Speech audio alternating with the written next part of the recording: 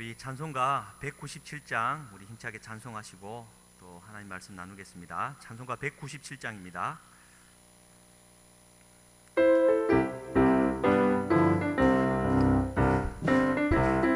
하나님을 믿는 자 한 사람 한 사람 어제도 오늘도 언제든지 변찮고 보호해 주시네. 주여 성령의 은사들을 오늘도 내려 주소서. 성령의 뜨거운 물길로서 오늘도 충만케 하소서.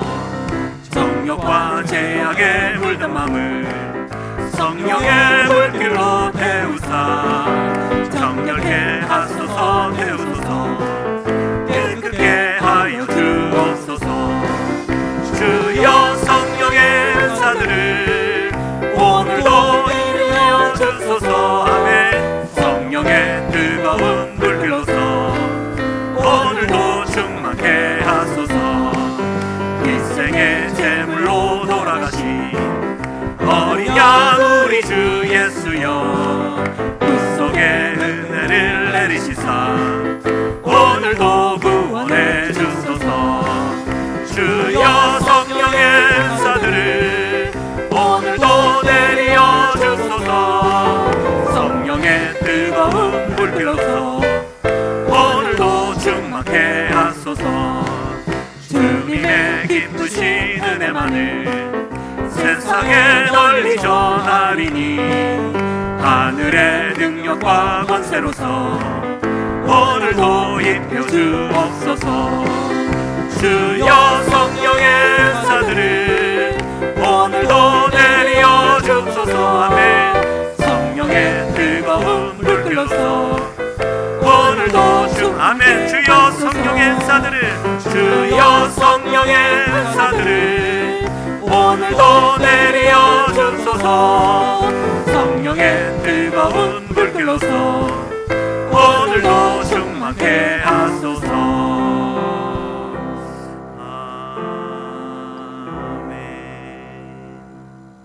아멘. 오늘 3일 밤 저녁 함께 나눌 하나님의 말씀은 사도행전 1장 1절부터 5절까지의 말씀입니다. 사도행전 1장 1절부터 5절까지 말씀, 우리 말씀 찾으시고 또 준비하는 동안 잠깐 광고 말씀드리겠습니다. 지난 주일 우리 세례식과 성찬 예식이 은혜 가운데 잘 마치게 되어서 감사합니다. 수고해 주신 분들께 진심으로 감사드립니다.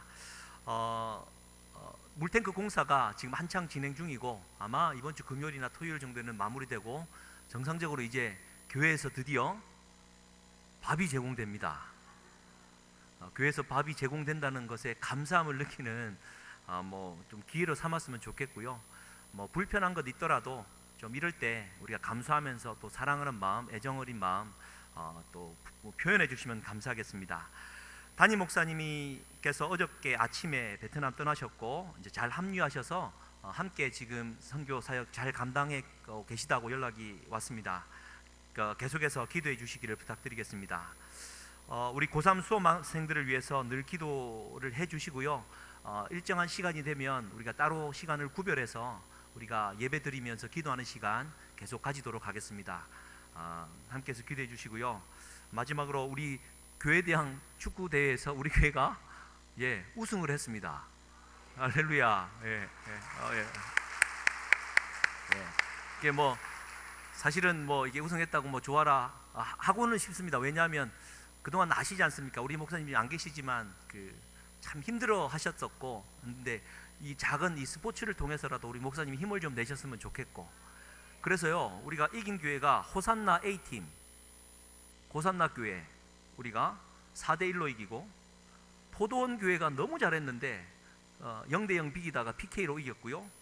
결승전에서 옆에 있는 온누리 교회를 당당하게 2대1 역전승하면서 그냥 기가 막히게 이겼습니다. 그래, 응원 오신 우리 김현옥 군사님 정말 목이 쉬어라. 지금 목이 잘 안 나옵니다.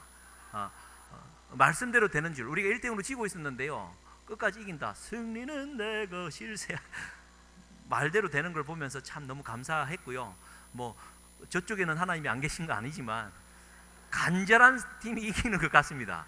네, 그래서 너무 감사드리고요. 저도 소원했듯이 저 뒤에서 우승 깃발을 들고 여기까지 뛰어나오는 그런 일을 한번 해놓았으면 좋겠습니다. 뭐 함께 또 수고해 주시고 장로님들께서 또 50명이나 되는 사람들 저녁 식사를 제공하시고 하여튼 여러모로 좀 큰 출혈은 있었지만 행복한 출혈일로 알고 또 서로가 하나 되는 우리가 되었으면 좋겠습니다. 참고로 저는 지금 제대로 서 있을 수도 없습니다. 좀 엄살 포함해서 좀 서 있을 수 없습니다. 사도행전 우리 1장 1절부터 5절까지 말씀 우리 한 절씩 교독하시고 마지막 절 함께 읽겠습니다. 데오빌로여, 내가 먼저 쓴 글에는 무릇 예수께서 행하시며 가르치시기를 시작하신부터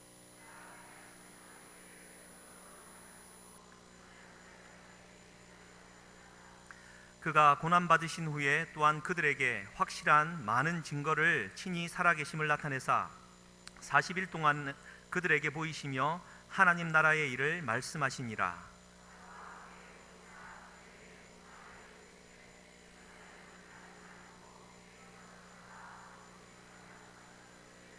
함께 읽겠습니다.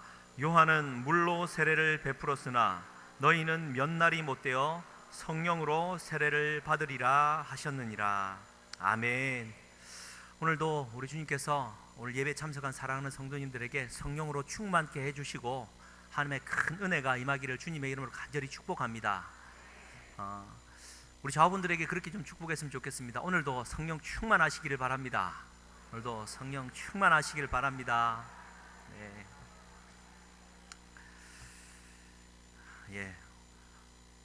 오늘 그 말씀 제목은 행하시며 가르치시기를, 오늘 1장 1절 말씀을 제목을 가지고 잠깐 하나님 은혜 나누겠습니다.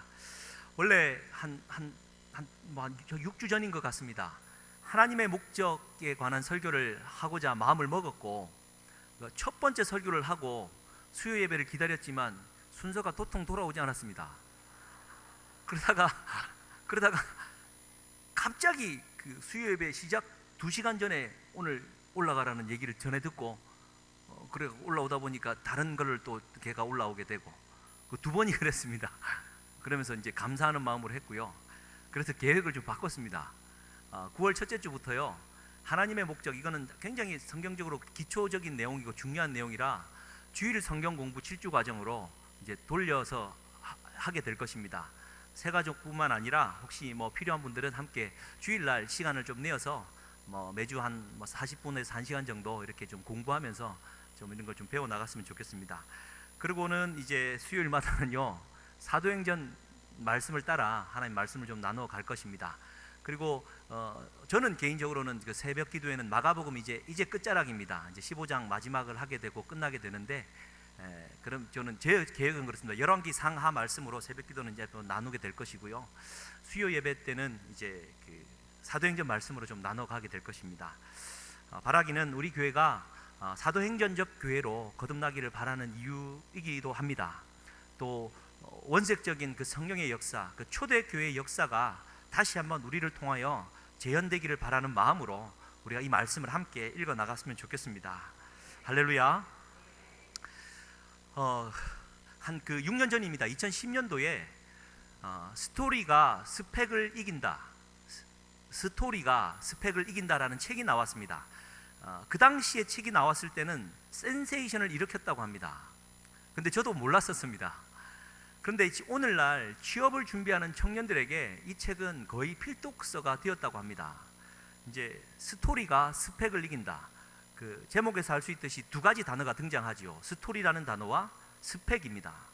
여러분, 스펙은 무엇입니까?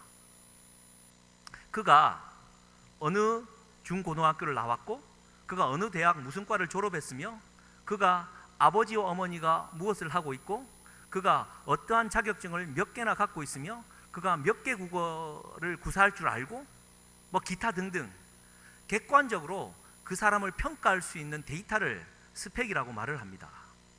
화려한 스펙은 결국 이력서를 아름답게 꾸미는 거에 이제 지중하게 되죠. 불과 얼마 전까지만 해도 화려한 스펙을 갖추면 취업하기가 너무나도 쉬웠고 반드시 취업이 되었습니다만, 또 좋은 곳으로 취업이 되었습니다만, 오늘날 스펙만 가지고서는 되지 않는다라는 것입니다. 그래서 뭐가 필요하냐면 스토리가 필요하다라는 것입니다. 스펙이라는 것은요, 결국 남들과 비교해 볼 때 내가 앞서야 된다라는 경쟁에서 비롯됩니다. 최고가 되어야 된다라는 것이죠. 그래서 결국 내가 비교 우위에 있으면 내가 이기고, 내가 비교 열등에 있을 때는 내가 루저, 곧 실패자로 낙인 찍혀버리는 이상한 사회 구도를 만들어 버린다는 것입니다. 그런데 반면에 스토리라는 말은 이야기라는 뜻입니다. 이야기. 이것은요, 내가 성공을 했거나 실패를 했거나 그것 자체가 중요한 게 아니라 그 성공이나 실패의 과정을 통하여서 어떠한 성품과 어떠한 인격과 또 어떠한 실력을 현재 갖추게 되었느냐라는 것. 그러니까 스펙이라는 말은 과거에 매여 있는 것이고요, 스토리라는 말은 그 모든 과정을 합하여 볼 때 오늘 내가 어떠한 상태로 있느냐라는 것을 말해주는 이유입니다. 그 책에서 이런 얘기를 합니다. 여러분, 필리핀 여행을 해보셨습니까? 예, 뭐 아멘하기 힘들겠지만 그 두바이에 있는 7성급 호텔과 필리핀 마닐라에 있는 마닐라 호텔을 비교를 합니다. 정말 저는 유럽을 한번 꼭 가보고 싶고요, 그 다음에 이 필리핀 마닐라 호텔을 한번 꼭 가보고 싶습니다. 왜냐하면요, 이 책에서 지적하는 것은 두바이에 있는 7성급 호텔은요, 세계 최초, 세계 최대, 세계 최고,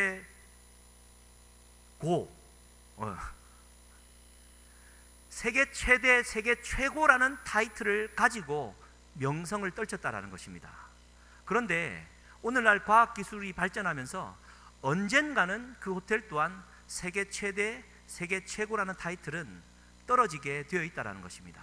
결국 비교하다 보면은 경쟁에서는 지고 만다라는 것인데, 필리핀에 있는 마닐라 호텔은요, 100년이 넘는 역사 동안 그냥 뭐 높은 빌딩도 아니고 뭐 화려한 건물도 아니고 그 뭐 호텔 룸이 뭐 편안한 것도 아니고 그냥 100년 이상 된 그 옛날 필리핀 의상 그대로, 앤틱 그 건물 그대로를 간직하면서 그들만의 이야기를 가지고 사람들을 영접했더라는 것입니다.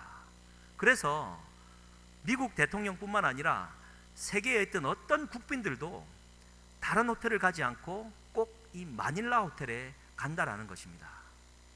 그 이야기를 하면서 결국 우리는 화려한 스펙을 쌓고 뭔가를 나를 좀 치장하기 위해 외부 것으로 포장하는 것이 아니라 나만의 스토리, 나만의 것, first, 1등이 아니라 only one, 유일한 것을 찾아야 된다는 것입니다.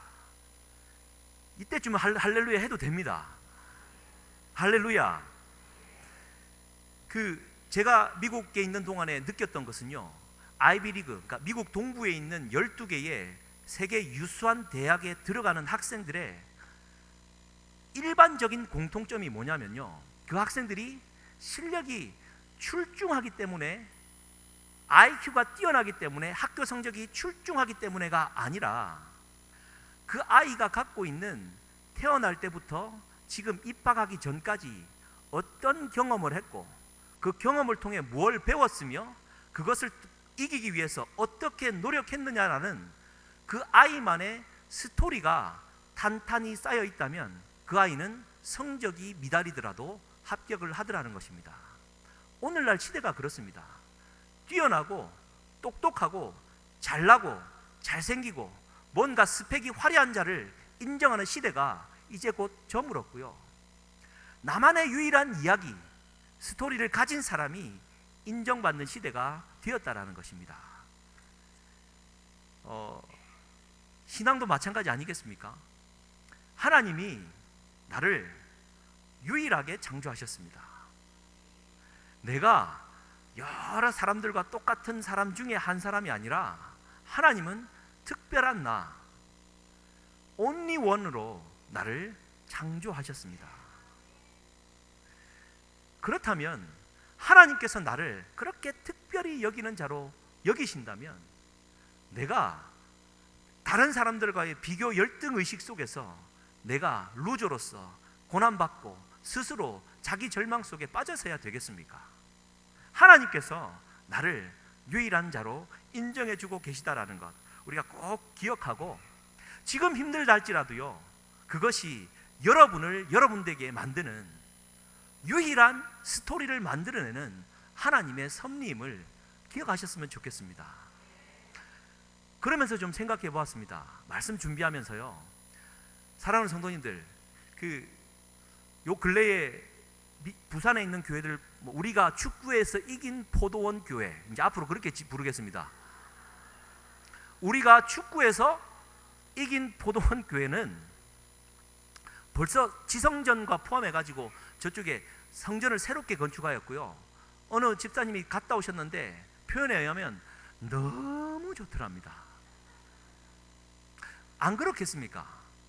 오늘날 현대식 건물을 가지고 탄탄한 재력을 가지고 딱 들어서기만 해도 안락함을 느끼며 마치 내 집에 온 것보다 더 안락하고 평화롭고 행복해 보이는 듯한 그런 분위기 속에 들어가는 것, 여러분들도 기대하지 않으십니까? 여러분, 우리 교회 2층 정문을 들어설 때 여러분 어떤 느낌이십니까?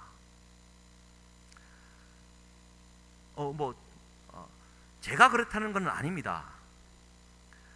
딱 들어서는 순간 길게 늘어선 복도가 보이지 않습니까? 어떤 게 연상이 되시는지요?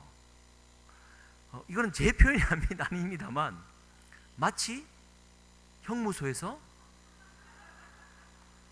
마지막으로 그 길을 걸어가야 되는 듯한 느낌을 가질 때가 간혹 있다는 얘기를 들었습니다. 그러고 딱 보니까 좀 섬뜩하기도 하고 그랬습니다. 막상 2층으로 들어오고 나면 앉을 공간이 없어서 또 식당으로 내려가게 되고 좀 불편함이 있지 않습니까? 그런데요, 그걸 쭉 생각해 보면 우리는 우리 교회만의 불편함과 스토리가 쌓여가는 것 아니겠습니까? 사실 이 말씀을 준비하면서요, 우리 목사님에게, 목사님 2층도 리모델링하고 식당도 좀 리모델링하고 밖은 빨간 벽돌이지만 안에 들어오면 신식 건물로 쫙 해서 성도들에게 깜짝 놀래를 그런 안락한 공간을, 그런 정말 은혜스러운 그 예배당을 좀 만들어야 되지 않겠습니까? 한두 번 건의는 드렸습니다. 그런데 이제 안 하기로 했습니다. 이유는 저보다 더 잘하실 것입니다. 그렇지만 안 하는 이유는요, 오늘 말씀처럼 우리는 우리 매일 교회만의 불편함과 매일 교회만의 흔적이 있는 것 아니겠습니까?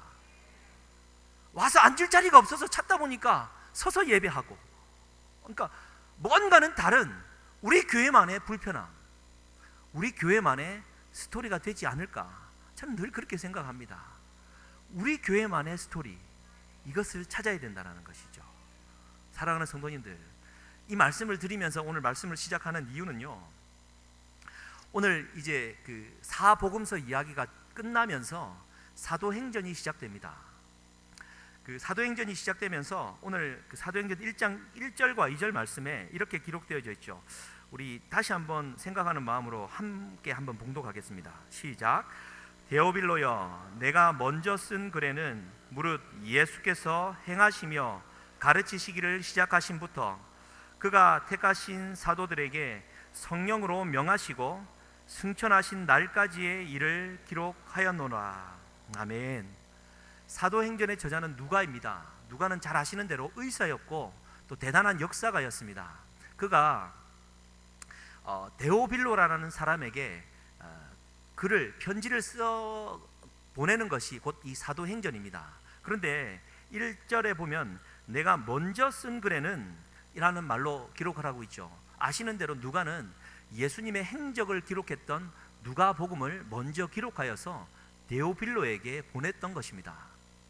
그런데 그 이야기를 하면서 누가복음을 정리를 하면서 이렇게 말하고 있죠.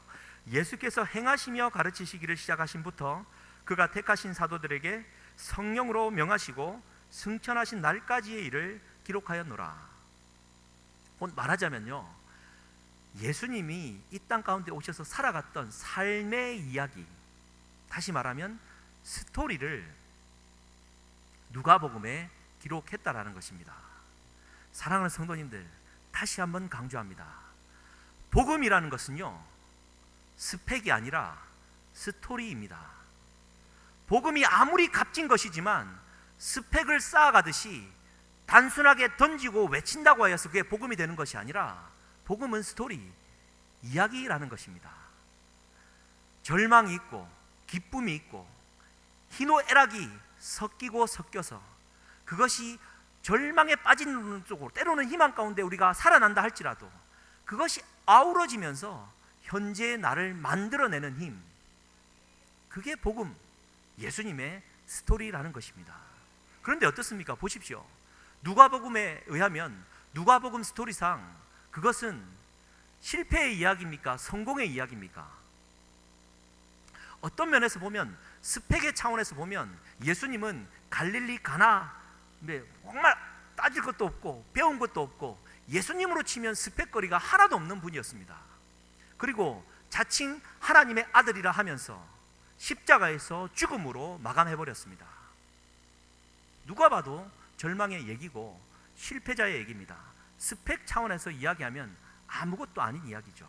그러나 예수님의 유일한 이야기, 스토리는 어디에서 시작되었습니까? 죽은 지 3일 만에 부활하셨다라는 것입니다. 여러분, 복음이 다른 게 아니라 예수님이 죽었다가 부활하셨다라는 것입니다. 단순한 사건이 아니라 이것은 앞으로도, 과거에도, 그 순간에도 유일하게 일어났던 일이라는 것입니다. 그 누구도 할 수 없었던 죽음을 깨고 부활하신 예수님의 승리의 이야기, 그것이 복음이라는 것입니다. 그런 차원에서 볼 때 나 또한 나의 삶이 30, 40, 50, 60, 70, 80, 90, 100, 110까지 살 수 있기를 주님의 이름으로 축복합니다. 쌓여가면서도 나만의 이야기 스토리, 그 속에 부활하신 예수 그리스도의 그 복음의 스토리가 내 삶의 이야기 속에 자리 잡았다라는 것, 여러분, 이게 얼마나 큰 위로요, 축복이 아닌지요. 할렐루야. 그런데 그런 복음을 이야기하면서 다시 한번 1장 1절을 한번 보십시오.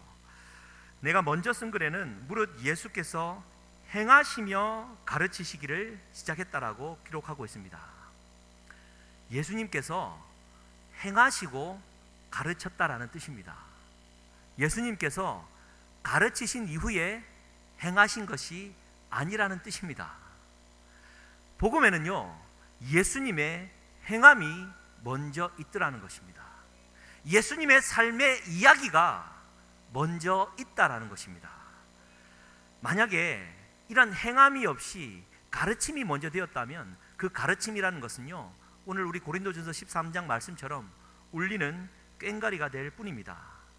가르침을 먼저 한다라는 것은요, 아까 처음에 말했듯이 스펙을 먼저 쌓아가는 오류를 범하는 것과 같다라는 것입니다. 예수님 당신이 누구신지, 내가 여기에 왜 왔는지, 내가 무슨 일을 할 것인지 다 가르쳐 놓고 그 삶을 살아가신 것이 아니라 다 살아가시고 우리에게 당신이 누구인지 보여주셨습니다. 그분이 십자가 다 일을 행하신 이후에 2000년이 지난 오늘 저에게, 우리에게 내가 누구다라는 것을 보여주고 계신다라는 것입니다. 할렐루야. 사랑하는 성도님들, 행함이 먼저입니다. 행함이 먼저입니다. 가르침을 받고 가르치는 행위가 먼저가 아니라 행함이 먼저입니다. 순종이 먼저 한 이후에 믿음이 따르는 것입니다. 그래서 야고보서 기자가 행함이 없는 믿음은 뭐라고요? 죽은 믿음이다. 이 말씀을 꼭 좀 우리가 새겼으면 좋겠습니다. 그 사도행전이라는 제목도 마찬가지입니다. 그 헬라어로는 이렇습니다. 프락세이스 아포스톨론.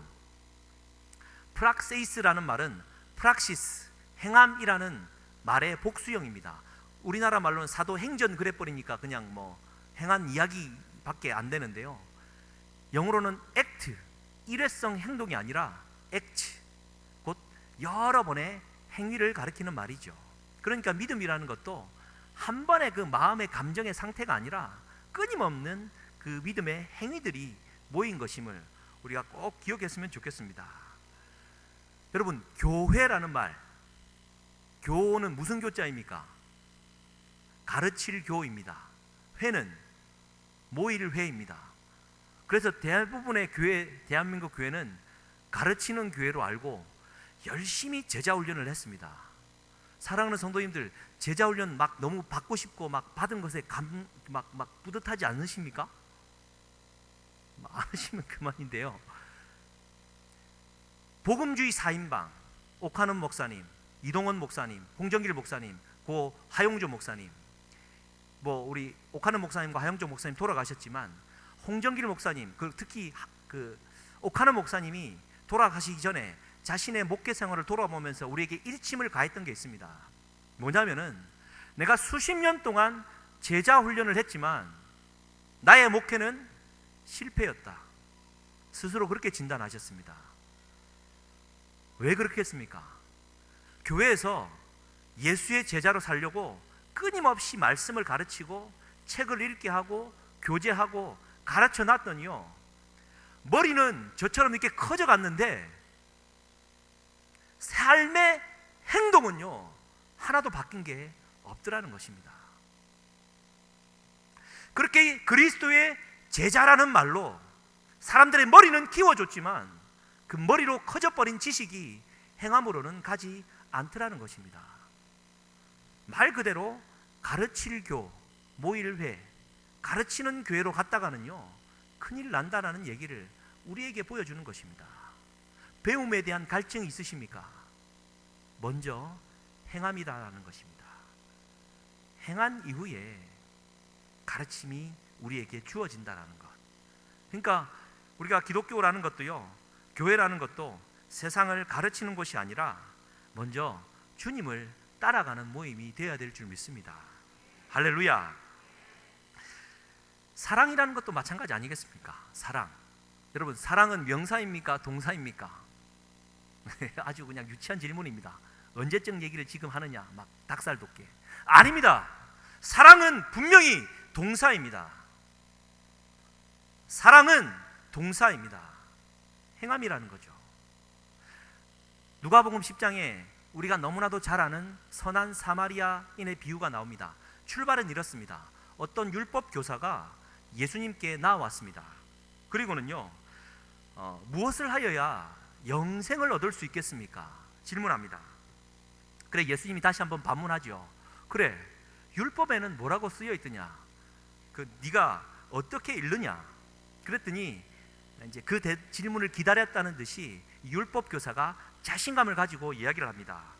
내 마음을 다하며 목숨을 다하며 힘을 다하며 뜻을 다하여 주 너의 하나님을 사랑하고 또한 내 이웃을 내 자신같이 사랑하라 하였나이다. 여러분 보십시오. 신명기 6장 5절에 따르면 마음과 뜻과 힘을 다하라고 했는데 여기서 자기가 말하면서 목숨이라는 말을 넣어가지고 강조를 합니다. 얼마나 율법에 자신이 있었으면, 또 자기를 나타내 보여주고 싶었으면 목숨까지 다해서라도 사랑하라 하였다라고 율법을 해석합니다. 그랬더니 예수님이 말씀합니다. 네 대답이 옳도다. 그리고 결론은 이렇죠. 이를 행하라. 그러면 살리라. 할렐루야. 이를 행하라. 그리하면 살리라. 그래, 맞다. 그렇게 행하면 살리라라는 말은 영원한 생명이 바로 그 행함에 있다라는 예수님의 가르침입니다. 그런데 그렇게 행하면 될 일인데 이 율법 교사는 거기에 만족을 못하죠. 좀 언어의 유의나 배움을 얻고자 자신감을 가지고 자신을 돋보이고자, 그러면 예수님, 이웃은 누구입니까? 라고 다시 질문을 합니다. 그때 예수님이 이런 비유를 말씀하시죠. 한 사람이 예루살렘에서 여리고로 내려가다가 강도를 만나 다쳤다. 그런데 그 다친 것을 보고 제사장이 지나가는데 보고 피하여 지나갔다라고 말합니다. 두 번째로 레위인이 지나가다가 보고 피하여 지나갔다라고 말합니다. 세 번째로는 그 사마리아인인데 이 사람은 다른 일도 아니라 여행을 하다가 그 사람을 보고 불쌍히 여겼다라고 이야기를 하고 있습니다. 여러분 보십시오. 이 이야기에서요, 예루살렘에서 여리고로 내려가는 사람이다라는 뜻은 제사장이나 레위인과 같은 동족이라는 뜻입니다. 자신의 동족이 피 흘려 죽어가고 있는데 뭐가 그리 바빠서인지, 아니 자기의 율법을 지키기 위해서인지 모르지만 보고도 일부러 피하여 갔다라는 것입니다. 그렇지만 사마리아인은 아시는 대로 유대인과는 원수지간이었습니다. 그들이 자기들을 핍박하는 데서 자존심 상해서 사마리아인조차도 유대인들을 거부하는 단계에 있었죠. 뿐만 아니라 이 사람은 여행 중에 있었습니다. 여러분, 여행하는데 남 돌볼 여유가 있습니까? 모르겠습니다. 저는 이렇게 그게 보이는데 보십시오. 34절에 이렇게 기록되어져 있습니다. 가까이 가서 기름과 포도주를 그 상처에 붓고 싸매었다라고 말합니다. 이 말은 자신이 여행 중에 쓸 기름과 포도주를 그 사람을 위해 다 써버렸다라는 얘기입니다. 그리고는요, 자기 짐승에 태워서 주막으로 데리고 가서 돌보아 주었고 이튿날까지 같이 있다가 데나리온 둘을 주었다라고 말합니다. 한 데나리온이 한 성인 남성의 노동자 임금이라고 한다면 데나리온 둘을 주었다라는 것은요, 지금 자기가 볼 일이 있어서 가는데 이틀 정도는 걸린다라는 얘기겠죠.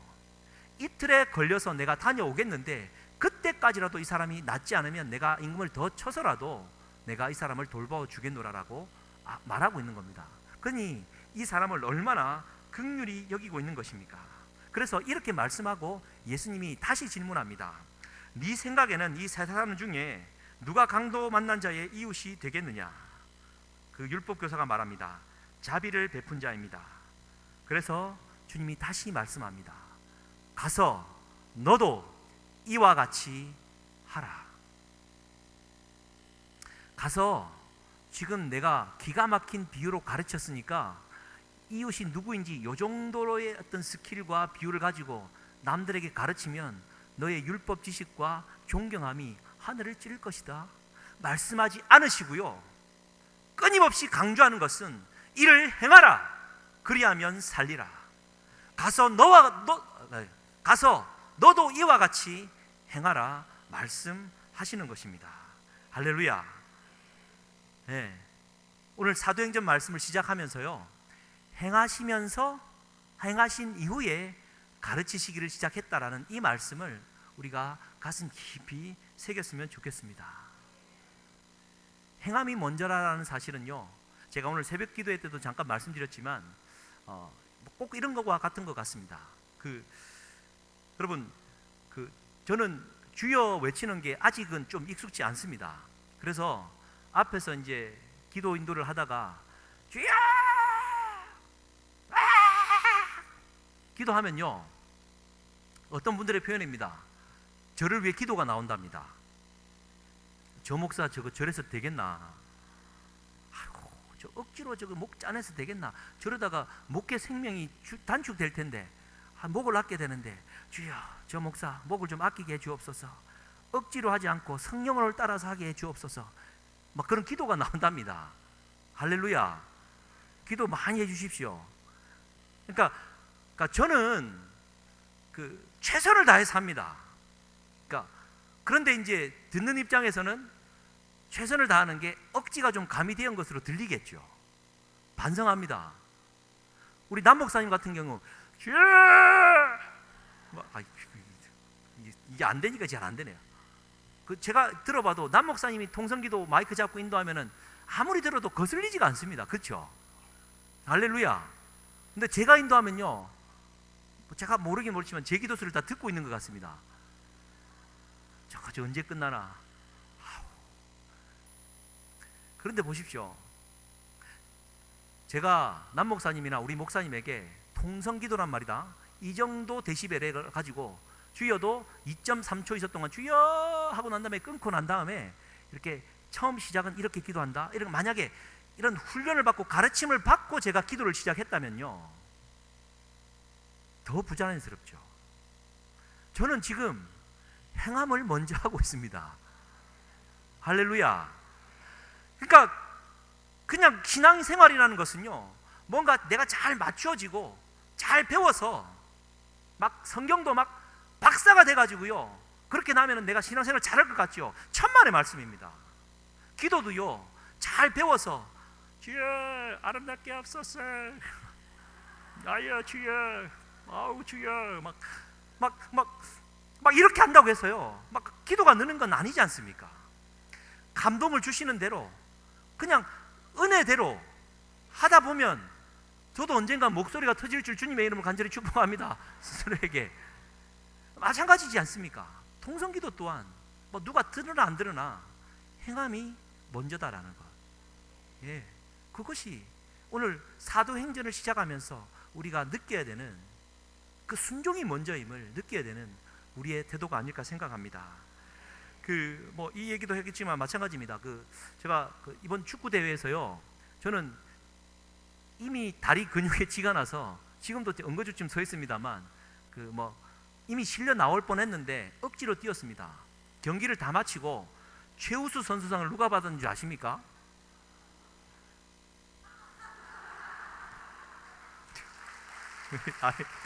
잘하네요. 그래서 깜짝 놀라갖고 주최 측에 이래서는 되냐고. 사실은 우리 교회복음 신문사 사장님을 좀 잘 알지 않습니까? 아니 뭐 마음은 알겠는데 이런 건 제가 받기 너무 부담스럽다고, 안 줘도 되는데 왜 주냐고 그랬더니 그게 아니라 일반 선수들을 주면은 좀 말이 나온다고. 그래서 그래도 결승전까지 뛴 목회자가 유 목사 당신밖에 없지 않느냐고. 돌아보니 그렇더라고요. 막 다리 쥐가 나가지고 막 응급주침 나오는데 돌아보니까 그렇더라고요. 그래, 최우수 선수는 아니지만 다른 걸 주면 좋지만 그래도 그걸 받았습니다. 트로피를 하나 받고 오니까요, 우리 아들 둘이가 막 와가지고 이거 뭐야 아빠? 그래, 아빠가 최우수 선수상이야. 야, 아빠 뛰는 거 봤어. 걔네들은 못 봤거든요. 아빠 엄청 잘한다. 막 이제 아들을 보면서, 사실은 그랬습니다. 제가 유학하는 7년 동안, 7년 전만 해도 제 몸이 굉장히 또 좀 가볍고 좀 빨랐습니다. 공을 치고 달리면 정말 마음껏 할 수 있는데 이제는 안 되더라고요. 또 선수급들 갖다니까 안 되고, 정말 마음 같지 않은데 아빠가 옛날에는 뭐 이랬다, 서울시 목회자 축구단 대회 나가서 우승도 하고 그랬다, 아빠가 막 진짜 잘했다, 아들에게 그를 가르칠 필요가 없더라고요. 그냥 이렇게 엉거주춤 가다가 목회자라는 이유로, 은혜로 트로피 하나 받으니까 우리 아들 둘이가 아빠에 대한 애정과 존경도가 막 이만히 올라갔습니다. 아빠가 사실은 그랬습니다. 저도요, 이번 대회 때 뭐 우승이고 뭐고 필요 생각을 안 했는데 우리 목사님이 암만 해도 이번에 우승할 것 같소. 그래, 베트남도 그래서 다음날 간 겁니다. 진짜 우리 목사님 대단하시죠. 저는 생각도 안 했습니다만 암만 해도 느낌이 안 좋소 하면서 얼마나 부담이 됩니까? 저로서는. 그래서 진짜 최선을 다해서 뛰었는데 지금 은혜를 진짜 주셔갖고 우승하고, 그러니까 우리 목사님이 힘을 얻었으면 좋겠다라는 마음으로 진짜 열심히 뛰었습니다. 그러니까 그냥 행하니까 그냥 하나님 은혜 주시고, 저는 이제 가장으로서 아들에게 이제 위신도 서고, 예. 그러니까 이런 모든 일련의 과정들을 볼 때 그냥 순종하고 행함이 먼저더라. 굳이 이렇게 살아야 됩니다. 그리스도인은 이렇게 살아야 됩니다.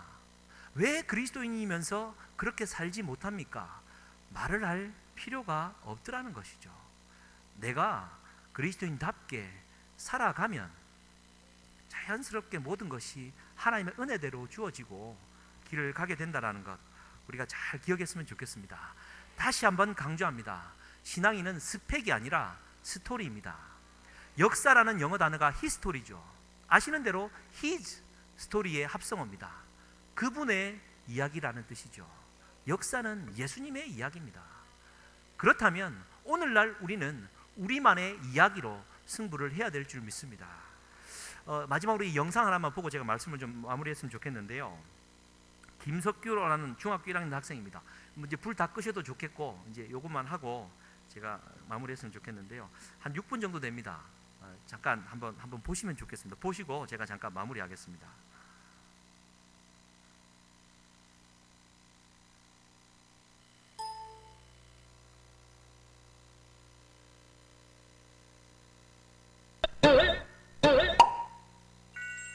초등학교에 다니고 있는 미래자매단 김석규라고 합니다. 아까 이 시험지를 받아들고 되게 충격을 많이 받았어요. 푸는 방법이 따로 있다는 거에 2번 충격을 받았고요. 이거를 제가 나중에 다시 시험에서 풀어야 될 거라는 거에 4번 충격을 받았습니다. 하나의 정답만 강요하는 것이 아니라 다양성을 존중할 수 있는 사회가 될 수 있을까요?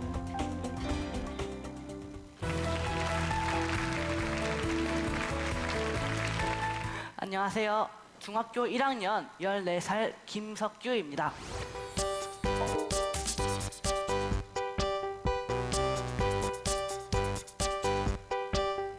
얼마 전 저는 중학교에 입학하고 첫 영어 시험을 봤습니다.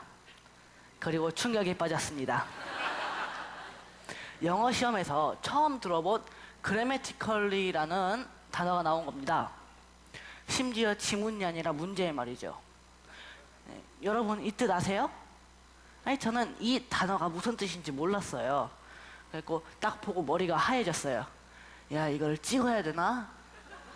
왜 몰랐냐면은 학교에서 배운 적이 없었거든요. 시험이 끝나자마자 친구에게 그래메티컬리의 뜻을 물어봤어요. 그러자 친구가 이상한 눈빛으로 너 이거 몰라? 문법적으로잖아.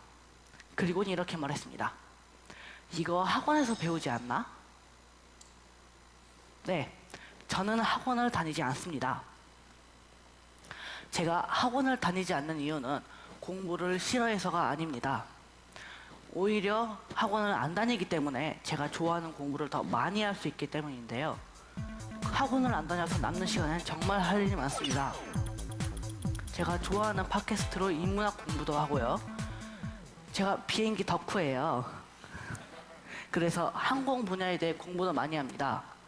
얼마 전 비행의 시대라는 책도 읽었고 사고 영상이나 항공기 이착륙 영상 그런 것도 많이 찾아보는 편이에요. 이쯤 보시면은 야 이놈은 정말 놀기만 하는 놈이구나 하시겠는데요. 이러고도 초등학교 때까지 학원을 다니는 친구들보다 더 좋은 성적을 유지했습니다. 그런데 중학교 첫 시험부터 이렇게 망치다니 그야말로 멘붕이었죠. 왜 배우지 않은 게 시험에 나온 거지? 여러분, 학교 시험은 학교 수업을 얼마나 집중해서 얼마나 잘 이해했는지 평가하는 거 아닌가요? 그런데 더 이상한 건 저희 반 친구들은 그게 당연하다고 생각하는 거였습니다. 저는 결국 이런 생각까지 하게 됐습니다.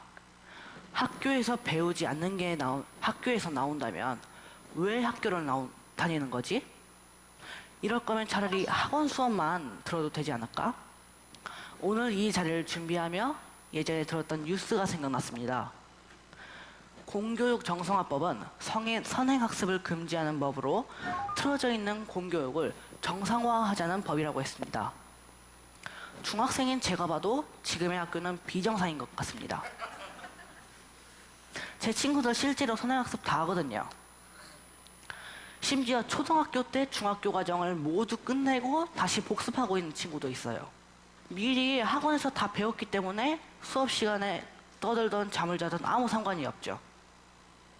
한 번은 제 친구가 수업 시간에 몰래 학원 숙제를 하다가 걸려서 선생님께 문제집을 빼앗겼습니다. 그리고 수업 시간이 끝난 후 그 친구는 선생님을 찾아가 학원 교재를 돌려달라고 빌었어요.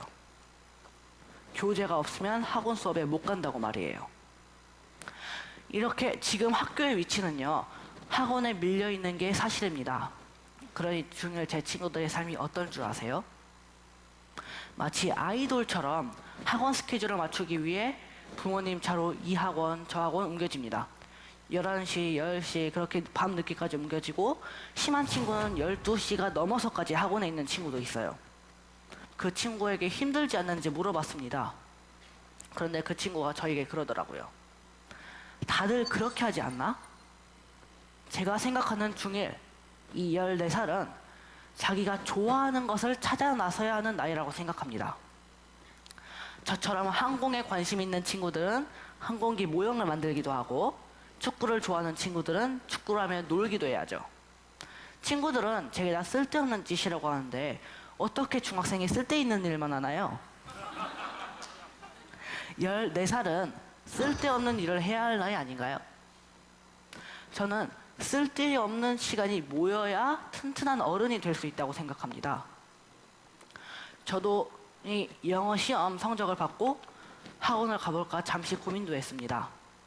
하지만 학원에 가지 않기로 결심했습니다. 왜냐하면 학교에서 배우지 않는 문제가 학원에서 배운 거라고 불안해서 학원에 다닌다면 결국 모든 아이들이 학원에 다녀야 하는 이 상황이 절대 바뀌지 않을 거잖아요. 정말 변해야 하는 것은 제가 아니라 바로 학교 아닐까요? 가까운 미래엔 얼른 교육이 정상화돼서 저처럼 원하는 여가 생활을 마음껏 할 수 있는 친구들이 많아졌으면 좋겠습니다. 중학생이 더 중학생다워질 수 있도록 말이죠. 감사합니다. 예, 사랑하는 성도님들, 저 아이가 14살입니다. 저는 41살입니다. 이 동영상을 보면서요, 14살짜리도 쓸데없는 일을 해야 된다고 말하지만 41살도요 쓸데없는 일을 해야 됩니다. 설교하다가 쓸데없는 얘기가 많습니다. 버려야 될 내용이 너무나도 많습니다. 하지만 지금 저 아이는 자기만의 스토리를 만들어 가고 있습니다. 얼마나 용기 있습니까? 남들 다 그렇게 하지 않나? 하지 않으면 불안해할 터인데 결단하며 자기만의 스토리를 만들어 나갑니다. 그런 아이가 시대의 선도자, 지도자가 되는 것입니다.